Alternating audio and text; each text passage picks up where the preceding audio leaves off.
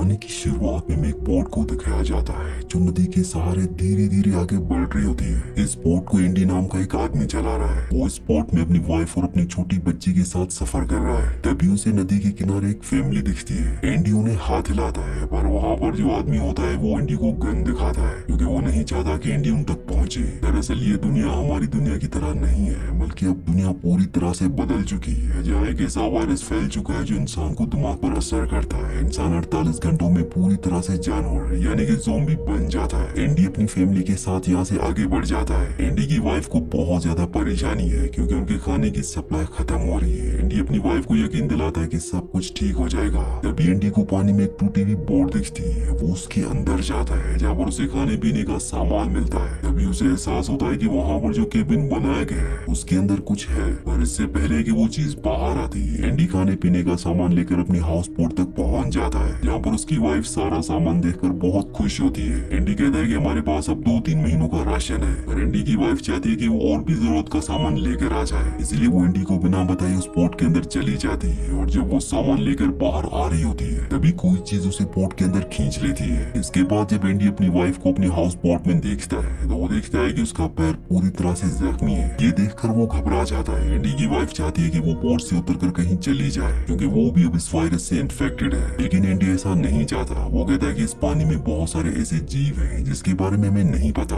तुम्हें किसी चीज ने काटा है। एंडी की वाइफ कहती है कि उसकी उंगलियां थी, यानी कि वो एक ज़ॉम्बी था। इस बात से एंडी को बहुत दुख होता है। वो अपनी वाइफ को कहता है कि तुम्हारे पास 48 घंटे हैं, तब तक मैं तुम्हें डॉक्टर के पास ले जाऊंगा। हालांकि उसकी वाइफ नहीं चाहती, पर एंडी अपनी वाइफ को किसी भी कीमत पर खोना नहीं चाहता, इसीलिए वो अपनी हाउस बोट को छोड़कर सड़क के रास्ते डॉक्टर तक पहुँचने के लिए सफर तय करता है। रास्ते में इन्हें बहुत सारी गाड़ियाँ मिलती है जिनमें से एक गाड़ी लेकर ये आगे बढ़ जाते हैं, पर कुछ ही दूर जाने के बाद एंडी की वाइफ की तबीयत खराब होना शुरू हो जाती है, यानी कि वायरस का असर अब उस पर हो रहा है और अब कुछ ही देर बाद वो ज़ॉम्बी बन जाएगी। एंडी की वाइफ चाहती है कि एंडी उसे गाड़ी से उतार दे ताकि एंडी और उसकी बेटी सेफ रह सके, पर एंडी ऐसा नहीं चाहता। वो किसी तरह से उसे मना कर वापस गाड़ी में बैठा देता है और जब वो आगे बढ़ रहे होते हैं तभी उनकी गाड़ी के आगे एक ज़ॉम्बी आ जाता है, जिस वजह से इनका बैलेंस पूरी तरह से आउट हो जाता है और उनकी गाड़ी का एक्सीडेंट हो जाता है। इस एक्सीडेंट में एक लकड़ी एंडी के वाइफ के पेट के आर पार हो जाती है, यानी कि वो कुछ ही देर में मरने वाली है। यहाँ पर एंडी को भी काफी चोट लगी होती है, इसीलिए वो बेहोश हो जाता है और जब उसे होश आता है तो वो देखता है कि उसकी वाइफ की बॉडी में पूरी तरह से इन्फेक्शन फैल चुका है, यानी कि वो पूरी तरह से ज़ॉम्बी बन चुकी है। पर अपनी सारी सेंसेस खोने से पहले उसने दरवाजे पर लिखा होता है कि सेव हर, यानी कि उसने अपने हस्बैंड को अपनी बेटी को बचाने के लिए कहा है। एंडी अपनी छोटी सी बेटी को पीछे से उठाने के लिए हाथ पीछे की तरफ बढ़ाता है और तभी उसकी वाइफ उसके हाथ में काट लेती है। एंडी किसी तरह से अपनी बेटी को गाड़ी से बाहर निकालता है। वो पूरी तरह से टूट चुका है क्योंकि उसने अपनी वाइफ को खो दिया। साथ ही साथ 48 घंटों में इस वायरस का असर उसकी बॉडी में पूरी तरह से फैल जाएगा। उसे नहीं पता कि उसके बाद उसकी बेटी का ध्यान कौन रखेगा। एंडी अपनी गाड़ी में 48 घंटों का अलार्म सेट कर देता है। तभी वो देखता है कि वहाँ पर वो आदमी है जो उनकी गाड़ी के आगे आ गया था, और जब एंडी उसके पास जाता है तो वो देखता है कि वो पूरी तरह से वायरस से इन्फेक्टेड है। वो एक लकड़ी उठा लेता है। तभी वहाँ पर एक लड़की आती है जिसका नाम थूमी होता है। एक एवरिजिनल लड़की है, यानी कि ये ऑस्ट्रेलिया के आदिवासियों में से एक है। वो एंडी को कहती है कि मेरे फादर को नुकसान मत पहुंचाना। दरअसल जो आदमी इन्फेक्टेड हो चुका है ये उसकी बेटी है। उसने अपने फादर के मुंह को पूरी तरह से बांधा हुआ होता है ताकि वो किसी का खून न पिए। वो लड़की अपने हाथ को काटती है और जब उसका खून निकलता है तो वो उसे एक पेड़ पर लगा देती है। ये देखने के बाद उस लड़की के फादर जो इन्फेक्टेड है वो पेड़ पर जाकर उसे चाटना शुरू कर देते हैं और इस तरह से वो अपने फादर को डायरेक्शन देती है। जहाँ वो जाती है उसके फादर उसी तरफ जाते हैं। एंडी भी अपनी बेटी को लेकर यहाँ से निकल जाता है और जब वो रास्ते में आगे जा रहा होता है तभी वहाँ पर एक स्ट्रीट लाइट चलती है और एंडी समझ जाता है कि अंदर कोई ना कोई है। ये एक स्कूल होता है। एंडी स्कूल के अंदर जाता है जहाँ पर एक लेडी बैठी होती है। वो एंडी के जख्म पर मरहम लगाती है और एंडी को कहती है कि तुम आज रात को यहीं पर रुक सकते हो। एंडी जब रात को वहाँ पर रुका होता है तभी वो देखता है कि सामने कुछ आदिवासी आग लगा रहे हैं। उन्हीं में एक लेडी होती है जो धूमी धूमी आवाज लगा रही होती है। धूमी वही बच्ची होती है जो एंडी को मिली थी, जो अपने फादर को जो ज़ॉम्बी बन चुके हैं उसे अपने साथ ले गई थी, और ये लेडी उसी की मॉम होती है जो अपनी बेटी थूमी को ढूंढ रही होती है। वहीं दूसरी तरफ थूमी को दिखाया जाता है कि उसने अपने फादर को जमीन में गाड़ कर एक जगह छुपाया होता है। वो जानती है कि अगर उसके फादर को लोगों ने देखा